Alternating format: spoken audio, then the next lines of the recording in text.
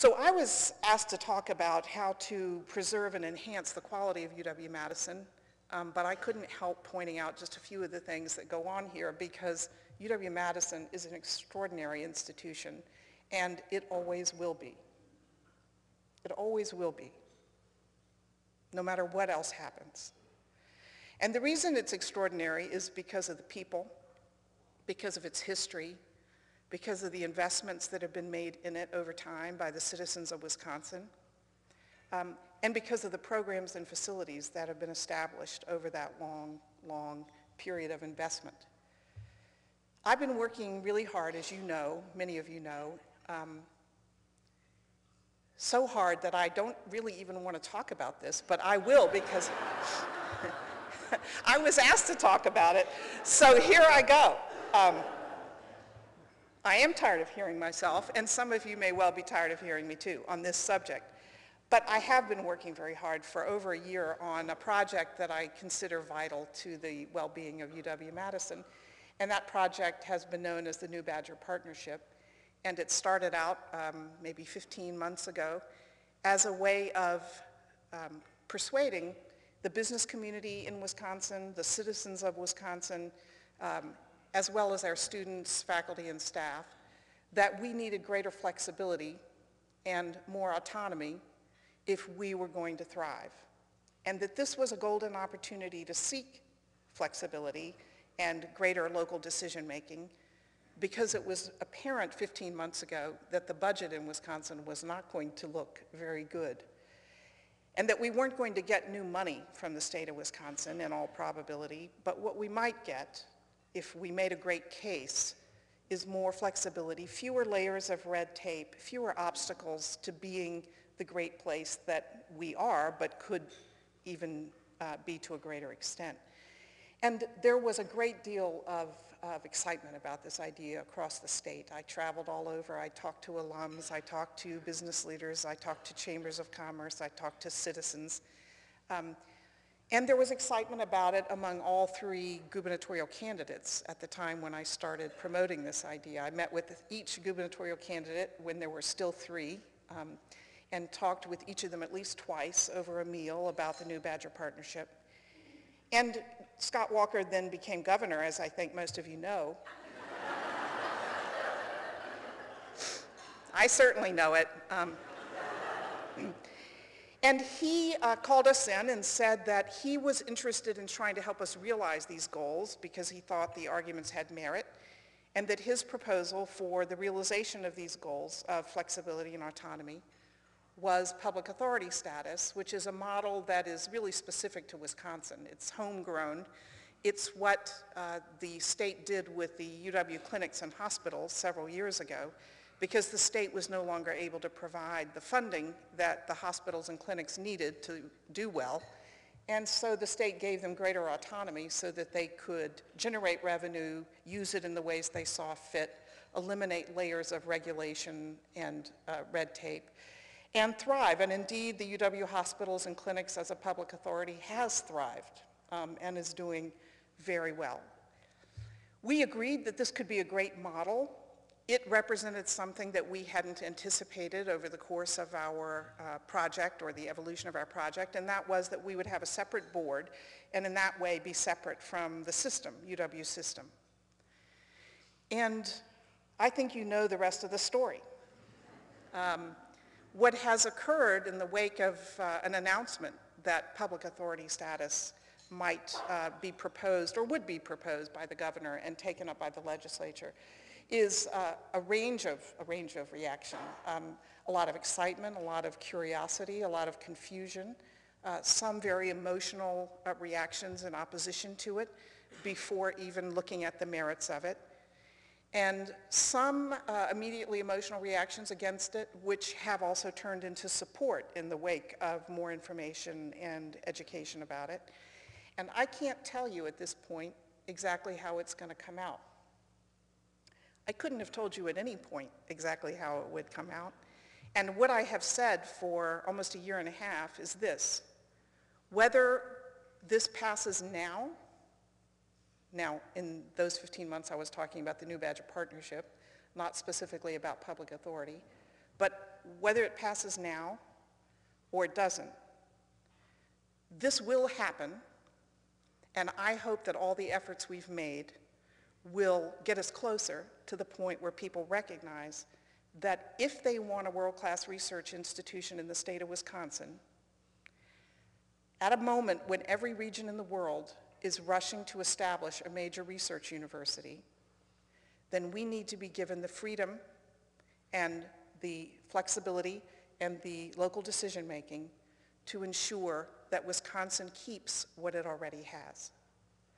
So Wisconsin has what the rest of the world is racing to establish. And why is every region in China and in the rest of Asia racing, as they are in Brazil and other countries in South America? Why are they racing to build world-class research universities? Because of the simple fact that economies and the interrelations of economies in the world have shifted toward knowledge-based industries, and innovation, technology development, creativity, and entrepreneurial activity are considered to be the coin of the realm. It's not that traditional industries, existing industries in this state or anywhere else will all die. In fact, our research is aimed at supporting traditional industries in this state and ensuring that they flourish, whether it's agriculture or manufacturing. But increasingly, without knowledge-based, technology-based industries in whatever part of the world you're in, the less well you can imagine doing going forward. Those are changes that are beyond our control. And all I want to say to you is what I keep saying to everyone. The purpose of this project was always simple, and that is to ensure that the state of Wisconsin keeps what it has at a time when the rest of the world is breaking their necks to have what Wisconsin already has. Now, to compete in a world in which everybody wants what Wisconsin already has means that the stakes are higher when it comes to trying to recruit and retain talented faculty, staff, and students than they have ever been.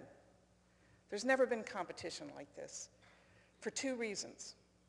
First, many of you know that in the 60s there was a tremendous hiring bulge when universities in the United States grew in order to accommodate more young people. So it was in the 60s that many more students began to go on to higher education. And it was considered to be important that more and more students be able to study at research universities. And so our large research universities now have a lot of faculty who are at retirement age or near retirement age. So what was called a hiring bulge in the 60s is now a retirement bulge. That's one factor. That means that every university in the United States that grew in the 60s is about to have a set of retirements that will mean they're competing with one another for the best minds in the country or the world. The second factor I've already explained, and that's competition internationally of a sort that we've never seen in the history of the world, where other countries are determined to build universities of the quality and with the prestige of American research universities, and they're building them on the model of American research universities, and they are competing for the same talent. Now, a region like Wisconsin, Dane County, but the entire state needs a talent magnet. It has a talent magnet. UW-Madison not only brings in well over $1 billion in new money from outside the state every year, it brings in people from all over the world. And that kind of talent magnet is what spurs the economy, as people say, in Wisconsin. But maybe more importantly, it's what generates creativity and social ties in the culture. It builds the fabric of a place. It makes it a place you want to live and work and bring up children. We need to preserve the quality of this university. And one way to do it in the absence of money is to run more effectively.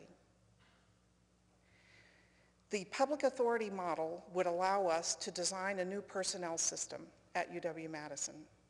And it would be a personnel system that is appropriate for a university. I don't know how many of you here, you could raise your hands, how many of you work at UW-Madison? And how many of you think that the personnel system we have with the titles, classifications, and pay grades serves you well and helps you do your job? Okay, no one. And you know what? You're absolutely right. One of the examples that I feel that just makes me want to weep is the example from Adam Gammeren, who at the Faculty Senate meeting spoke up and said he has a staff person in his center who is outstanding. Maybe one of the best administrative staff people he's ever worked with. And she has 20 more years left in her career, but she's already reached the maximum pay in her job classification. Okay, just think about that. Now, there are probably many people in this room who are in the same situation, so thinking about it won't be that hard for you. But this makes me want to weep. Or think of the people who are in a job classification that doesn't even make sense for what they do. And it's not just because we have the state's HR system. It's also because system feels pressure, understandably, to treat all campuses the same. And therefore, when we ask for a title for a research staff person that makes sense at Madison, and they don't have that title for other campuses, they won't give it to us in the name of equitability. Well, that also makes me want to weep. If we're going to pay people less than you're worth, we could at least make your work make sense so that you can be as effective as you could possibly be at your jobs. The number of processes and the convoluted nature of the processes that you're required to operate, to manage, to go through, to make sure our faculty and students can go through, are so overloaded with unnecessary bureaucratic rules and steps. I remember the first time someone in HR showed me, or in procurement, the sheer number of steps that it takes to purchase an item. There were 20-some. I mean, he had done a flow chart showing each step. By the time you get through our processes on campus, which, by the way, need improvement too, then through the system, and then through the state, through the DOA. I don't know how many years later it was before we were able to get that particular item, but it is a bad use of our employees' time. And people outside the university constantly say, why isn't the university more efficient? Why isn't the university run more like a business? And as I always do, I'll tell you I have two answers to that. One is the university is not a business. It's a university, and its core values and ways of operating are unique in the culture, and many of them need to be preserved, despite the fact that they're not the most efficient ways of operating. But secondly, we could be a lot more efficient, and we should be. And the reason we can't be is because we're encumbered by rules, regulations, processes, and layers of necessary approval getting that simply add no value. Now, I've been accused of everything I can think of. Being in bed with the governor,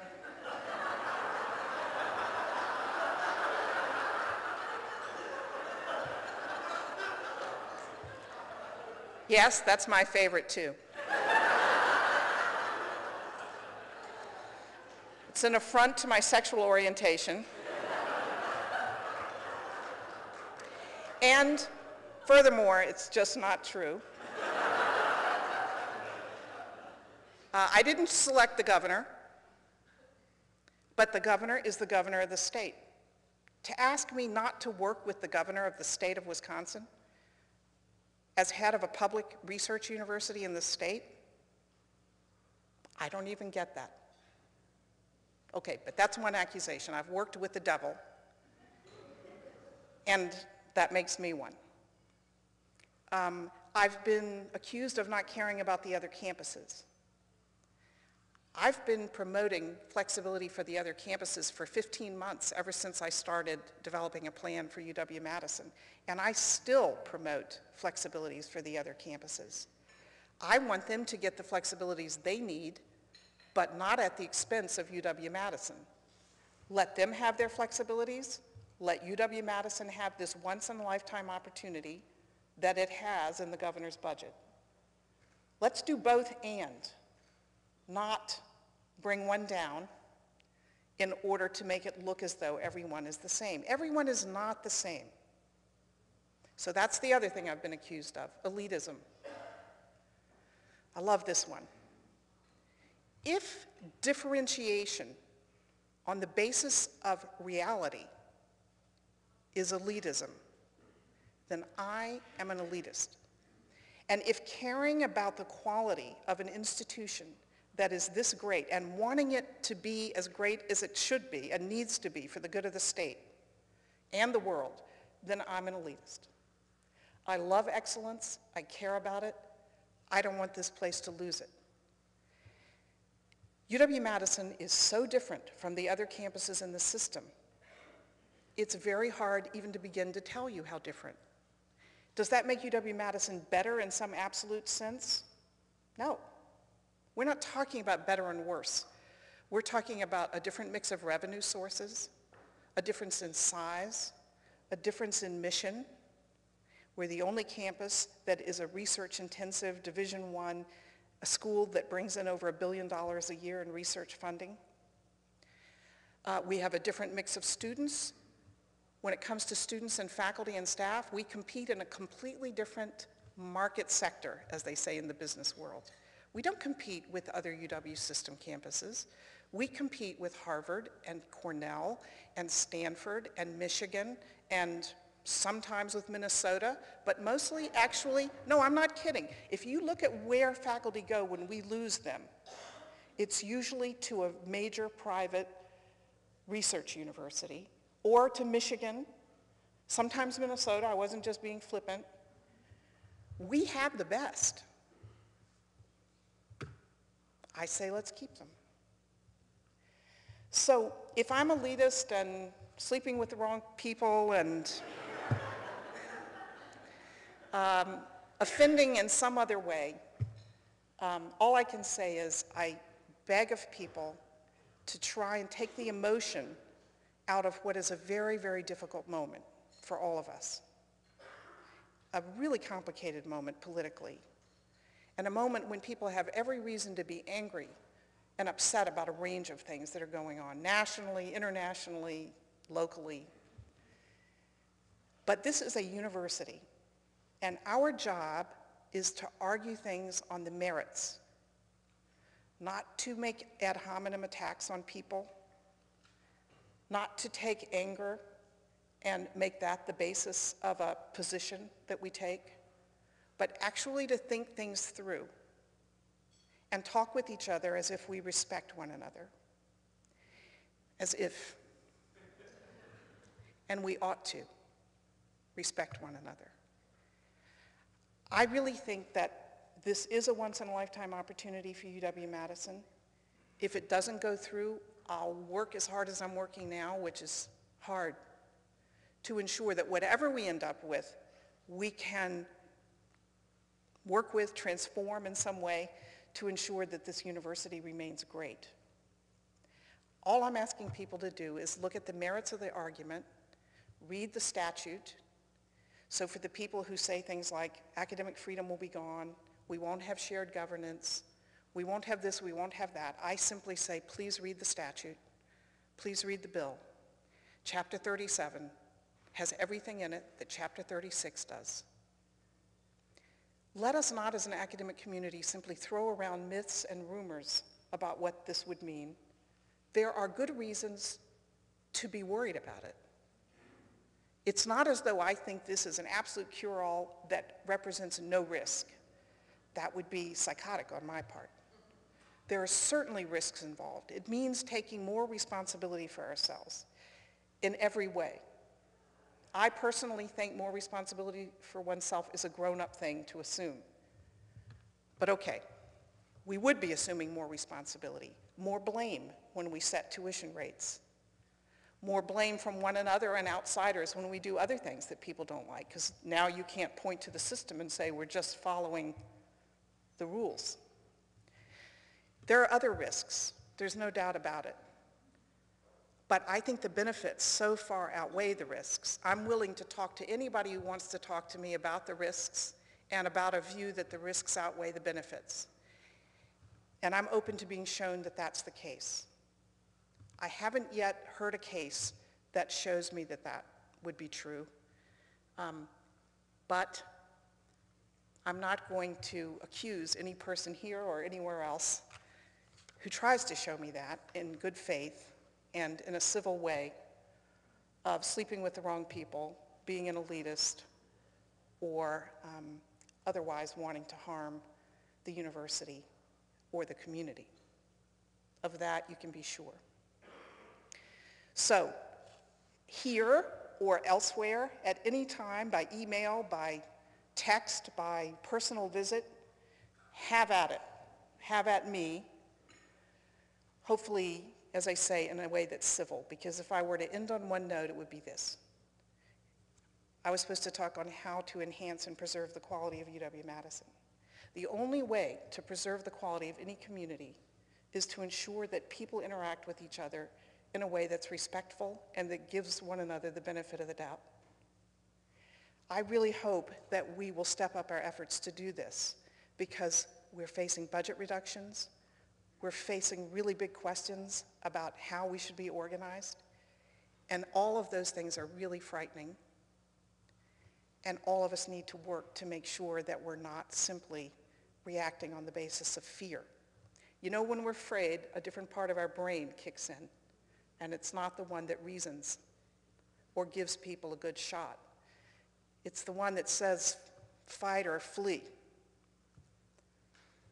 I say, let's fight, but in a way that's civil, and let's not flee the responsibility to come up with the right answer here. Thanks a lot for listening. I'm happy to take any questions you have.